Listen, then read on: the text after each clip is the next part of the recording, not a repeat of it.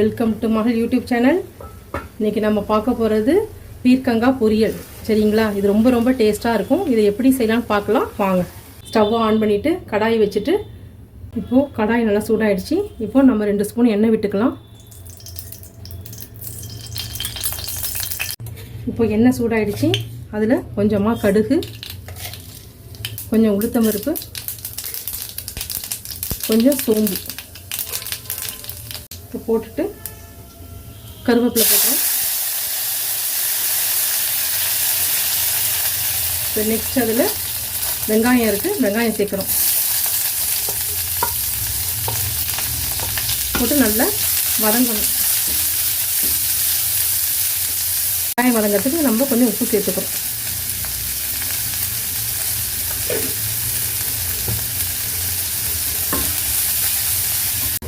இப்போ வெங்காயம் நல்லா வதங்கிடுச்சு.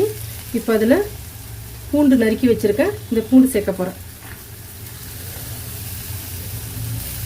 இதையும் நல்லா வதக்கிடுங்க. நெக்ஸ்ட்டு வெங்காயத்தால் நறுக்கி வச்சுருக்கேன். சரிங்களா, அதையும் வந்து சேர்த்துடலாம். இது ரொம்ப டேஸ்ட்டாக இருக்குது இதில் கலந்து செஞ்சோம்னா. அதனால் இப்போ அதையும் சேர்த்துடலாம்.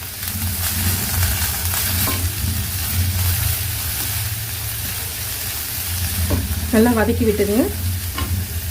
நெக்ஸ்ட்டு தக்காளி, ஒரு 2 தக்காளி எடுத்து வச்சுருக்கேன். அதையும் சேர்த்துடலாம்.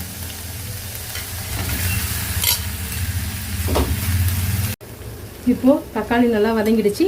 இந்த ஸ்டேஜில் வந்து நம்ம பீர்க்கங்காய் நறுக்கி வச்சுருக்கோம். துண்டு துண்டாக தோல் சீவிட்டு இதை நம்ம சேர்த்துக்கிறோம்.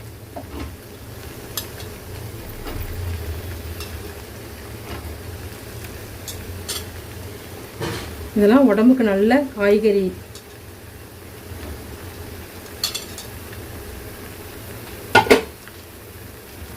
இப்போ இதையும் நல்லா வதக்கிக்கலாம்.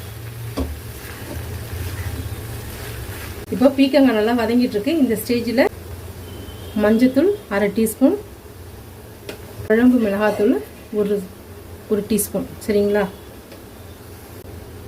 சோம்பு தூள் கொஞ்சமாக. இதுக்கு சோம்பு பொடி சேர்த்தா ரொம்ப டேஸ்ட்டாக இருக்கும். அதனால் நான் சோம்பு சேர்த்துருக்கேன். இது நல்லா வதக்கி விட்டுங்க. கொஞ்ச நேரம் நல்லா வேகட்டும். இப்போ கொஞ்ச நேரம் வதங்கிடுச்சு. இப்போது நம்ம இன்னும் கொஞ்சம் தண்ணி இதில் சேர்த்துக்கலாம்.